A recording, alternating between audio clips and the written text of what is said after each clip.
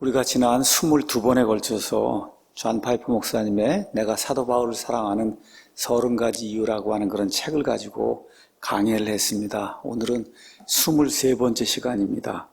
오늘 23번째 시간 제목은 바울은 단호하면서도 온유함을 잃지 않았다. 이렇게 이제 제목을 잡고 말씀을 좀 드리도록 하겠습니다.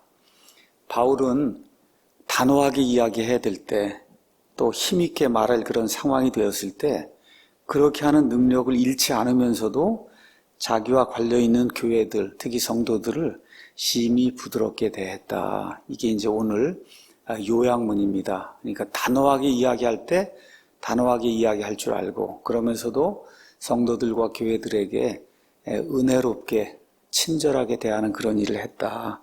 이런 것들이 이제 파이프 목사님이 그런 이유 때문에 내가 바울을 사랑한다 이렇게 돼서 그 요약한 그런 내용의 말씀을 여러분에게 전달하도록 하겠습니다.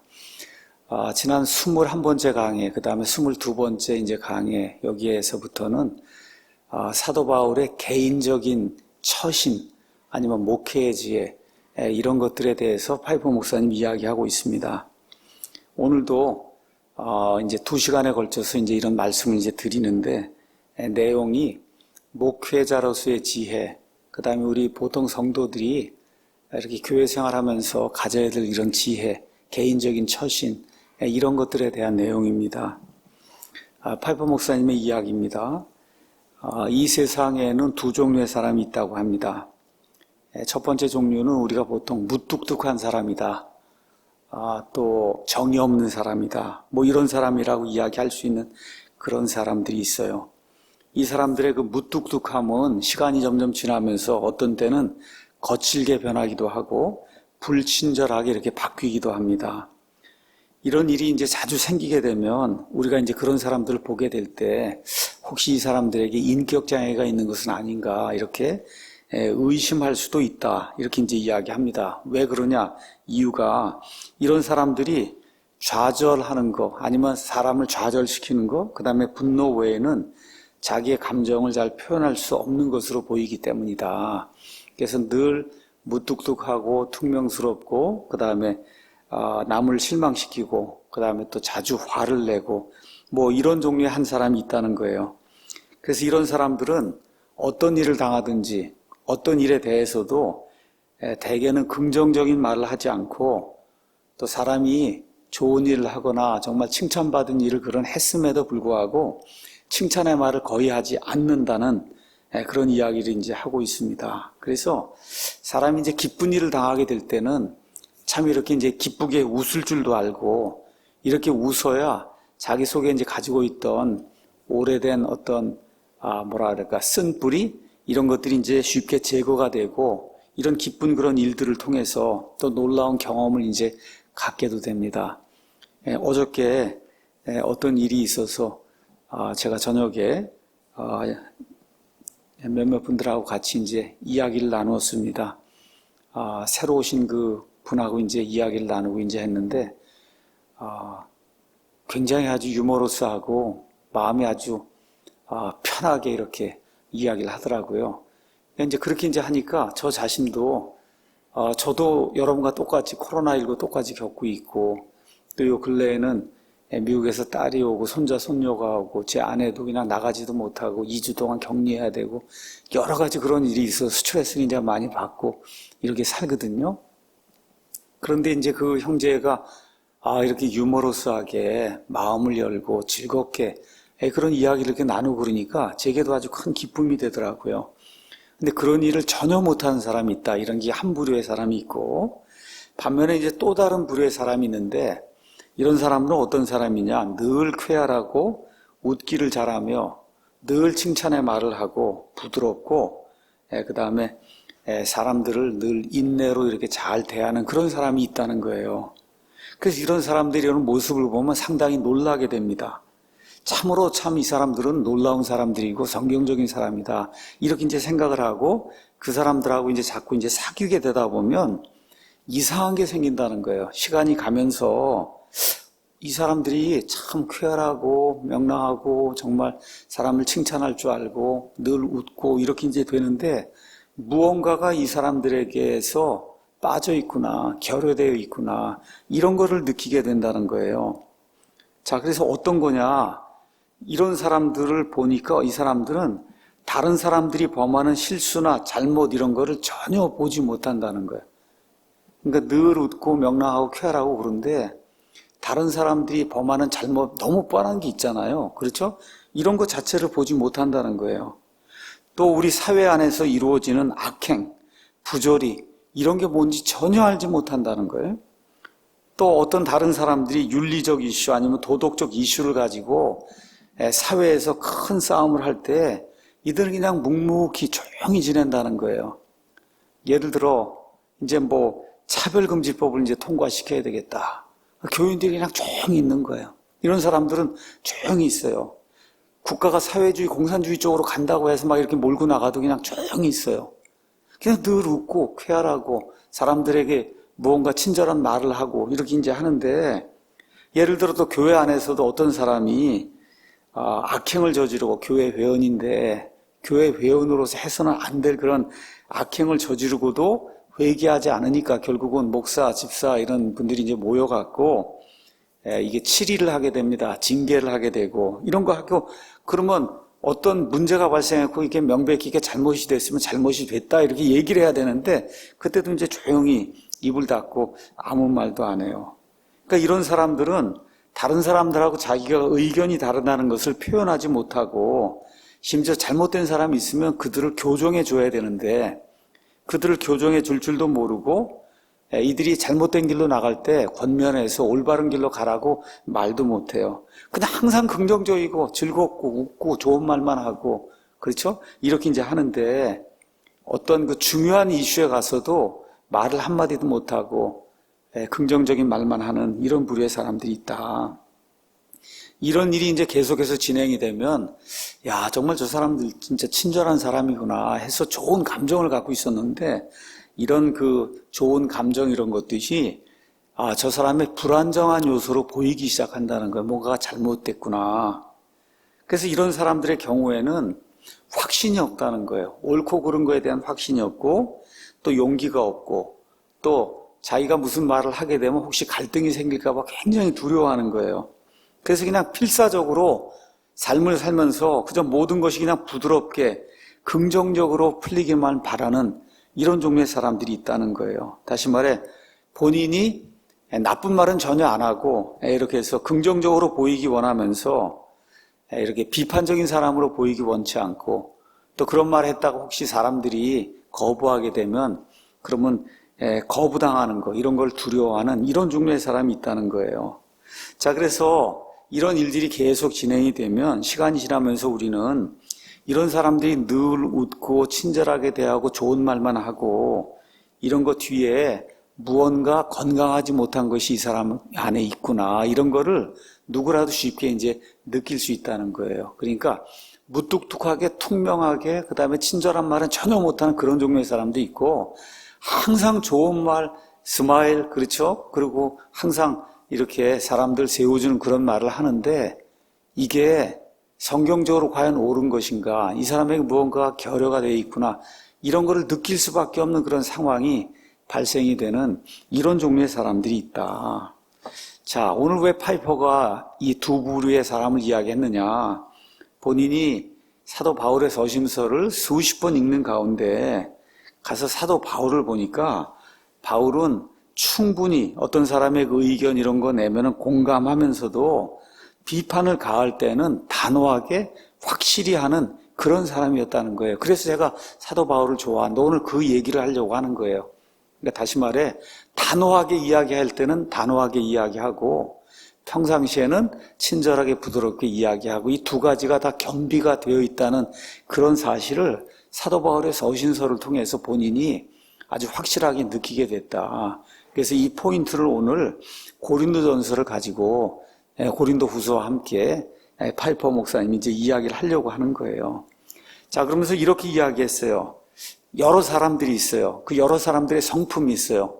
저와 여러분이 교회 생활하든지 뭐 사회생활 하든지 그런 사람들을 볼 때 그 사람들 안에서 우리가 보기를 원하는 게 뭐냐, 또 우리가 갖기를 원하는 게 뭐냐, 그것은 필요한 때는 때가 돼서 이 말을 해야 될 때가 있어요. 단호하게 무언가를 표출해야 될 때가 있어요. 이럴 때는 단호하게 힘있게 비판해야 될 때는 비판을 하고, 평상시에는 격려와 그 다음에 이제 긍정하는 말과 친절함을 보이는 화평한 자세, 이거 누구나 원하는 거잖아요. 그렇죠? 다른 사람들도 이와 같은 그 마음을 가지고 이와 같은 자세를 가지면 좋겠고, 나 자신도 그렇게 할 수 있으면 좋잖아요. 단호하게 강하게 아니라고 이야기할 때는 아니라고 이야기하면서도 평상시에는 부드럽게 친절하게 이렇게 사람들 대하는 거, 이게 얼마나 바람직한 거예요. 그렇죠? 근데 대부분의 사람들은 그렇게 하지 못한다는 거예요. 아까 말씀드린 대로 그냥 처음부터 끝까지 투명하게 무뚝뚝하게 이렇게 굴거나, 아니면 그냥 뭐라 그럴까, 묵이나 뭐 이런 죽처럼 그냥 이렇게 그냥 허물렁허물렁 대고 좋은 말만 하고 늘 웃기만 하고, 가서 무언가 결단해서 올바른 거 해야 되거나 이런 거 할 때는 조용히 아무 말도 못하고, 이런 종류의 사람이 대부분인데, 바울을 가서 살펴보니까 바울은 그렇지 않았다는 거예요. 자, 그러면서 팔보 목사님 이제 이렇게 이야기합니다. 우리가 사는 이 세상, 죄로 가득 찬 세상에서는 화를 내는 것이 흔한 일이다. 또 예외 없이 모든 사람에게 일어난다. 그러니까 본인이 화를 한 번도 안 냈다라든지 이렇게 하는 거는 이게 좀 문제가 있다는 거예요. 왜 그러냐? 앵거라고 하는 거는 일이 잘못이 되면 의로움 때문에 발생을 하는 거예요. 그러니까 하나님도 앵거라서 화를 내세요. 하나님도 화를 내는 건데, 하나님보다 내가 더 의롭다고 생각을 하고 화를 내야 할 때도 내지 않는 그런 사람이 있다는 거예요. 이게 잘못됐다는 겁니다. 그래서 모든 사람들은 다 화를 낼 수 있다. 파이퍼든 저든 누구든 뭐 사도 바울이든 다 화를 낼 수 있어요. 그럼에도 불구하고 많은 사람들이 그냥 대부분 이렇게 생활하면서 그 생활하는 모든 시간에 그냥 감사하는 감정, 좋은 것을 흠모하는 감정, 좋은가를 그냥 기대하는 그런 감정, 좋은 뉴스를 보고 사람을 칭찬하는 그런 감정, 그래서 그런 사람, 또 이런 잘못된 그런 상황에 빠진 그런 사람들 동정하는 감정, 나쁜 뉴스를 보고는 그냥 슬퍼하는 감정, 말 그대로 사람에게 전혀 거침이 되지 않는 그런 감정, 그렇죠? 이런 것들만 마음속에 가지기를 원하는 사람이 이 세상에 너무 많고, 교회 안에도 그런 사람들이 많이 있다는 거예요. 그런데 파이퍼가 지난 한 30년, 40년 동안 사도 바울의 서신서를 주의 깊게 가서 읽어보니까, 바울은 참으로 남을 칭찬하는 일을 잘했지만 비판을 할 때는 단도직입적으로 직설적으로 비판을 했다는 거예요. 그러니까 이것도 필요하다, 그리스도인들에게. 근데 바울이 그런 모습을 보여줬기 때문에 본인이 바울을 좋아한다. 그게 오늘의 이제 토픽이에요. 오늘 우리가 이제 고린도전서를 읽었습니다. 1장, 그 다음에 5장, 그 다음에 고린도후서 2장을 읽었어요. 저와 여러분이 고린도 교회에 대해서는 지금까지 여러 차례 이제 말씀을 들었습니다. 고린도 교회는 성경에 나오는 교회 중 가장 문제가 많은 교회였어요. 문제가 워낙 많다 보니까 서신서가 길어요. 고린도전서가 16장, 고린도후서가 13장이니까 합해서 29장입니다. 제가 말씀드린 대로 사도행전이 28장이고 마태복음이 28장이에요. 그렇죠? 그러니까 그 두 개보다도 장수는 더 긴 거예요. 그러니까 얼마나 문제가 많았으면 그럼 이렇게 길게 사도 바울이 쓸 수밖에 없었는가. 좋은 교회는 서신서가 짧습니다. 서신서가 짧아요. 근데 고린도 교회에 보낸 고린도전서 후서는 굉장히 길어요. 여러분이 가서 읽어보면은 교회 안에 파당이 있었어요.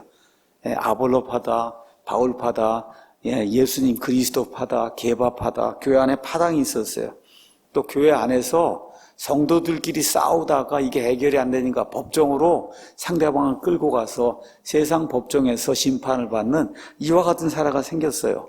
또 어떤 일이 생겼냐, 이교도 신들, 거기 가서 보면 신전이 있고 이래서 그 안에 이교도들이 섬기는 그런 신들이 있는데, 거기다가 이게 우상에 바치는 이런 음식, 이런 것들, 이게 이제 시장으로 다 나오면 이걸 어떻게 먹어야 되느냐, 먹지 말아야 되느냐, 먹는 사람은 먹지 않는 사람을 비판하고, 또 먹지 않는 사람도 먹는 사람을 비판하고, 그 다음에 이혼 문제, 결혼 문제, 그 다음에 예배 때 여자들의 위치의 문제, 과연 여자들이 말을 해야 되느냐, 그렇지, 예배 드릴 때 방언을 해야 되느냐, 대언을 해야 되느냐, 뭐 등등 여러 가지 그런 문제. 또 여자들이 예배를 드릴 때 그 당시에 이교도들의 그 신전에 있던 그런 그 여자들은 머리를 다 빡빡 깎았어요. 이 중들처럼 머리를 빡빡 깎고 이렇게 이제 하다 보니까 여자들이 머리를 밀고 들어와서 이렇게 예배를 드려도 되겠느냐. 그렇죠. 이런 문제가 이제 생기게 됐고, 또 어떤 일이 있었어요. 여러분 잘 아는 것처럼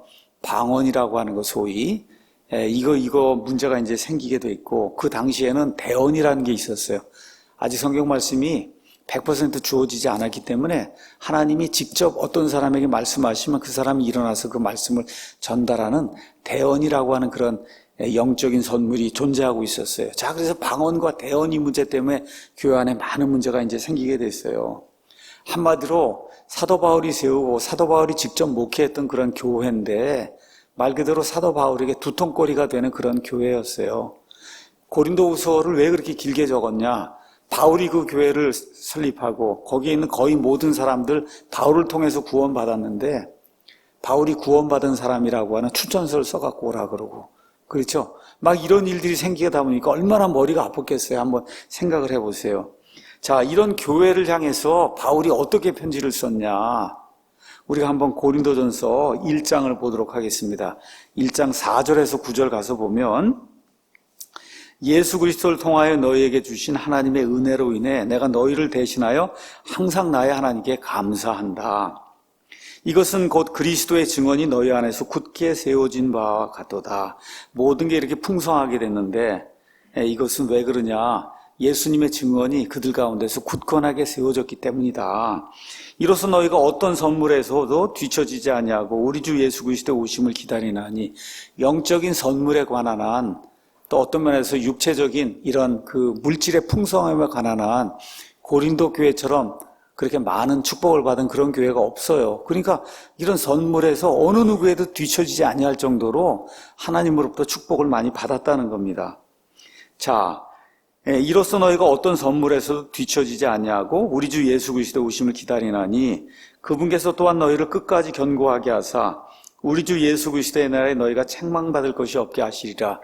책망거리가 엄청 많은 그런 교회인데도 불구하고 성경 말씀을 이렇게 쓰면서 예수님의 날까지 너희가 책망받을 것이 없는 그런 사람이 되기를 원한다. 이게 쉬운 얘기가 아니잖아요, 여러분. 이거 편지를 쓸 때 바울의 마음속에 벌써 10가지, 20가지 써야 될 그런 내용, 책망해야 될 그런 내용이 많은데도 불구하고 예수님께서 재림하실 때까지 너희가 정말 책망받을 것이 없는 그런 사람이 되기를 원한다. 이거 얼마나 부드러운 거예요. 저는 그렇게 못 써요. 저는 9가지가 뭐 이렇게 생각나면 그냥 시작하자마자 9가지, 1, 2, 3, 4, 5, 6, 7, 8, 9 이렇게 쓰지, 이렇게 사랑하는 마음과 화평한 그런 마음을 가지고 이렇게 먼저 쓰는 일을 사실 저는 못하는데 바울은 그렇게 한다는 거예요. 늘 그렇게 한다. 그렇죠? 그래서 편지에서만 이렇게 좋은 것을 기술하지 않고 실제로 바울을 만나보면 인간미도 좋고 참 사람이 인간적인 대화를 나누는 그런 사람이었다는 거예요. 자, 그런데 어떤 사람들 보면 글은 굉장히 친절한데 개인적으로 만나면 매우 퉁명스러운 사람이 있고, 글은 굉장히 퉁명스럽고 딱딱한데 또 개인적으로 만나면 그러면 좋은 그런 사람이고, 저는 아마 후자인 것 같아요. 근데 어찌됐든 바울처럼은 못해요. 뭔가 얘기할 게 있으면 그냥 이대로 쭉 나열해서 쓰지, 이렇게 예수님 오실 때까지 너희가 책망받을 것이 하나도 없는 그런 사람이 되길 원한다고 정말 엄청나게 그 축복의 말씀을 지금 적는 거잖아요. 그렇죠? 그러니까 여기 데살로니가 전서 2장에 가서 보시면은 이렇게 기록이 되어 있어요. 2장 6절에서 8절.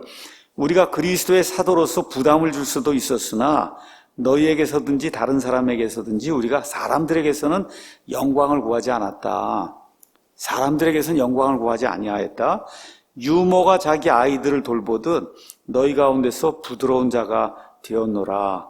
우리가 이같이 너희를 다정하게 사모하여 하나님의 복음뿐 아니라 우리 자신의 혼까지도 너희에게 기꺼이 나눠주고자 함은 너희가 우리에게 소중하였기 때문이라. 그래서 이런 말씀들을 하고 이 고린도전서에 나와 이런 말씀들을 잘 이렇게 이제 보면은 바울이라는 사람이 참 인내할 줄 알고 정말 친절하고 사람들을 만나든지 글을 쓰든지, 그렇죠? 참으로 이렇게 훌륭한 인격을 가진 그런 사람이었구나. 우리가 그렇게 금방 이해할 수 있다는 거예요. 근데 왜 파이퍼가 바울을 좋아하냐? 이런 사람인데도 불구하고 교회 안에 문제가 생기거나 이렇게 해서 그 교인들을 책망해야 할 때가 되면 그는 이렇게 애둘러서 뒤로 이렇게 돌려서 이렇게 말하지 않고 그냥 단도직입적으로 이야기를 했다는 거예요. 단도직입적으로. 자, 예를 들어 고린도전서 11장 17절 가서 보시면 거기 이제 주의 만찬의 문제가 나옵니다. 고린도전서 11장에.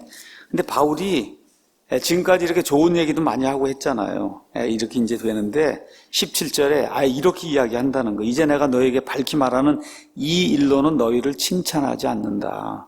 단도직입적으로 그냥 단호하게, 그렇죠? 이렇게 뭐 뒤로 둘러가고 뭐 이렇게 슬금슬금 한 게 아니라 그냥 한마디로 이 일로는 내가 너희를 칭찬하지 않는다. 이 일에 관해서는, 그렇죠? 단호하게 이야기하는 거예요. 이제 너에게 밝히 말하는 이 일로는 너희를 칭찬하지 아니하노니 그것은 곧 너희가 함께 모이는 일이 더 좋은 일이 되지 못하고 더 나쁜 일이 된다는 것이다. 그러니까 바울은 직접 이야기하지 못하고 사람들 뒤로 가고 그래서 뒷담화하거나 하는, 그렇죠? 이런 거 하지 않았다는 거예요. 있는 그대로 늘 부드러운 마음을 가지고, 그렇죠? 친절하게 인내해가면서 말을 하면서도 뭐에 대해서 이야기하려고 한다 이렇게 생각하게 되면 그냥 있는 그대로 사실을 말했다는 거예요. 사실을 말했다. 이렇게 이제 하면서도 바울은 자기가 얼마만큼 책망하고 그 사람을 교정해 주어야 하는지 그 한계를 잘 알고 있었다는 거예요. 그래서 어떻게 했냐? 가능한 한 책망과 교정하는 말은 짧게 하고 그 책망의 대상자가 있잖아요. 교정해 주려고 하는 그 대상자. 그 사람들을 그 구렁텅이에서 끄집어내서 구해 주려고 하는 그런 심정. 그렇죠? 이걸 가지고 인내하면서 그럼에도 불구하고 단호하게 이야기할 때는 단호하게 이야기하면서 그 사람들을 사랑하는 그런 마음으로 이렇게 이제 글도 쓰고 대화도 나누었다. 자, 그러면서 고린도후서 2장을 이제 언급하면서 고린도전서 5장에 가서 보시면 우리 한번 가서 잠깐 보겠습니다. 고린도후서 5장에 가서 보면 바울이 엄청 화가 났어요. 너희 가운데 음행이 있단 말이 공공연히 알려졌는데 그런 음행은 이방인들 가운데서 거론되지 않는 것으로 어떤 사람이 자기 아버지의 아내를 취하였다는 거라. 아버지가 이제 새롭게 이제 아내를 맞이했어요. 그러니까 계모가 되는데 근데 그 계모와 음행을 벌였다는 거예요. 누가 그랬냐? 교회 안에 있는 고린도 교회 한 성도가. 그렇죠? 그런데도 너희가 우쭐대며 오히려 슬퍼하지도 아니하고 이런 일 행한 자를 너희 가운데서 쫓아내지 아니하였다. 보면 그냥 바울이 화를 내는 그런 게 이 안에 들어가 있어요. 아니 왜 쫓아내지 않았냐? 그래서 바울이 뭐라 그래요? 내가 진실로 몸으로는 떠나 있으나 영으로는 함께 있어서 마치 거기 있는 것 같이 이런 일을 그렇게 행한 자에 관하여 이미 판단했다는 거예요. 어떻게 판단했냐? 하나님 저자를 사탄에게 넘겨주셔서 그래서 저 사람이 속히 죽임을 당해서 하나님의 명예가 실추가 되지 않도록 하나님께 해주시기 바랍니다 하고 우리 주 예수 그리스도의 이름으로 너희가 같이 모일 때 내 영도 함께 있어 우리 주 예수 그리스도의 권능으로 그런 자를 사탄에게 넘겨주어 육체를 멸하도록 판단하였으니 이것은 영이 주 예수님의 날에 구원을 받게 하려 함이라. 너희가 자랑하는 것이 선하지 아니하도다. 그 사람도 나쁜데 그 일을 수수방관하고 그 일을 그대로 넘어간 너희도 굉장히 나쁘다는 거예요. 그렇죠? 이렇게 하면서 굉장히 뭐라 그럴까 강경한 어조로 지금 바울이 이야기를 하고 있어요. 자, 근데 이런 톤에서 고린도후서 이제로 넘어가면 이제 고린도 전서가 끝난 다음에 이제 고린도 후서가 이제 시작이 되는데 고린도 전서가 거기에 보내졌어요. 그래서 보내졌더니 이 사람이 정신을 차리고 회개를 하게 된 거예요. 이런 소식이 이제 들려오게 된 거예요. 이렇게 되니까 고린도후서 2장에 가서 보면 이런 말씀이 거기 나와 있어요. 2장 5절에 4절부터 읽는 게 좋겠네. 내가 마음이 몹시 괴롭고 아파서 많은 눈물로 너에게 썼나니 이것은 너희가 근심하게 하려 함이 아니요 오직 내가 너희에게 더욱 넘치게 베푸는 사랑을 너희가 알게 하려 함이라. 그러나 어떤 사람이 근심을 일으켰을지라도 이 사람이 고린도전서 5장에 나오는 자기 어머니와 음행을 저지른 그 사람이에요. 그가 어느 정도만 나를 근심하게 하였으므로 나는 너희 모두에게 지나친 부담을 주지 아니하려 하노라. 그런 사람에게는 많은 사람에게서 이같이 벌받은 것이 충분하다. 그 일이 생기고 나서 교회에서 징계위원회가 꾸려지고 이렇게 해서 교회에서 권징이 이루어지고 그런 일이 생겼으니까 교회에 있는 많은 사람들부터 수치도 당하고 그렇죠. 그리고 본인이 회개하고 옛날에는 이 지역교회라고 하는 게 예를 들어 여기 뭐 서창동에 이제 하나가 있다. 그 다음 차가 없으니까 다 걸어 다녀야 되는 거예요. 그러니까 남동구에 하나가 있는 거예요. 지역교회가. 이 지역교회에서 잘못해서 하면은 그러면 어떻게 해요? 연수구로 가야 되는데 여러분 연수구나 남구로 가야 되는 거예요. 예배를 드리러. 그러면 그때 차도 없고 그러면 2시간씩 걸어갔다 2시간 걸어와야 되는 거예요. 할 수가 없잖아요. 그러니까 어떻게 해야 돼요? 남동구에서 잘못해서 있으면 그 교회 성도들 앞에 나가서 공적으로 제가 이 일을 잘못했습니다 하고 공적으로 회개를 해야 됐어요. 옛날에 이 지역교회에서는. 이렇게 해서 잘못된 일이 교인들 가운데 생기지 않도록 그렇게 이제 한 거예요. 그러니까 이 사람이 어느 면에서 수치도 당하고, 그렇죠. 다시는 이런 일 하면 안 되겠구나, 이런 생각도 하고, 눈물도 흘리고 막 이렇게 이제 했을 거예요. 그렇죠? 그러니까 6절에 그런 사람에게는 많은 사람에게서 이같이 벌받은 게 충분하다. 그렇죠? 7절에 여기 사도 바울의 이야기가 나오는 거예요. 그런즉 너희가 오히려 반대로 그를 용서하고 위로함이 마땅하니 혹시라도 그런 사람이 지나친 근심에 잠길까 내가 염려가 된다. 그러므로 내가 너에게 간청하노니 너희는 그를 향한 너희의 사랑을 확정하고 이제는 다 용서해라. 그렇죠? 너희가 모든 일에 순종하는지 너의 증거를 알기 위해 내가 또한 이런 목적으로 너에게 썼다. 자, 한번 생각해 보세요. 고린도전서 5장에 나오는 그 강경한 어조와 시간이 지나서 그 사람이 회개하니까 고린도후서 2장에 나오는 이 사도 바울의 그 어조가 그냥 완전히 180도 다르잖아요. 그렇죠? 그래서 파이퍼가 이렇게 썼어요. 참으로 아름답다. 이게 그리스도인들에게 있어야 되는 덕목이라는 거예요. 참으로 아름답다. 왜 아름답냐? 여기 바울이 어떤 사람이냐? 나는 너희를 칭찬하지 않는다. 굉장히 무뚝뚝하고 퉁명스러운 말이에요. 그렇죠? 예. 이런 말을 분명히 할 수 있는 사람이라는 거예요. 바울이. 분명히 그런 말을 할 수 있는 사람인데도 불구하고 그럼에도 뭐라 그래요? 주 예수님께서 오시는 그날까지 하나님께서 너희를 인도해 주시고 너희가 책망받을 것이 없는 그런 사람이 되기를 원한다. 그렇게 얘기하면서 여기 2장 8절에 내가 너희에게 간청하노니 너희는 그를 향한 너희의 사랑을 확증을 해라. 그렇죠? 9절에 너희가 모든 일에 순종하는지 그 확증하고 사랑을 베풀어서 그 사람 정말 용서하는지 그거를 알기 위해서 너희의 증거를 알기 위해 내가 또한 이런 목적으로 너희에게 썼다. 이렇게 이야기하는 거예요. 그래서 이제 결론의 말씀 드리도록 하겠습니다. 이번 에피소드에서 파이퍼가 왜 사도 바울을 존경하고 사랑하느냐, 강하게 단호하게 말할 때에는 주저함 없이 이야기할 줄 알고 그 외에 다른 시간에는 늘 권면하고 인내하고 참고 하나님 심정으로 성도들을 권면하기도 하고 단호하게 책망하기도 하고 하는 이 두 가지를 할 수 있는 그런 사람을 찾기가 실질적으로 쉽지 않다는 거예요. 그래서 바울이 이와 같은 그런 성품을 가지고 이런 식으로 목회를 했기 때문에 이 파이퍼라고 한 사람이 몇십 년 동안 목회를 하면서 바울의 이런 글들을 접하고 바울의 그 심정을 이제 접하게 될 때 참으로 바울 때문에 하나님께 이제 감사를 드리게 된다. 그래서 나는 사도 바울을 좋아한다고 23번째 에피소드에서 파이퍼가 이렇게 이제 이야기했습니다.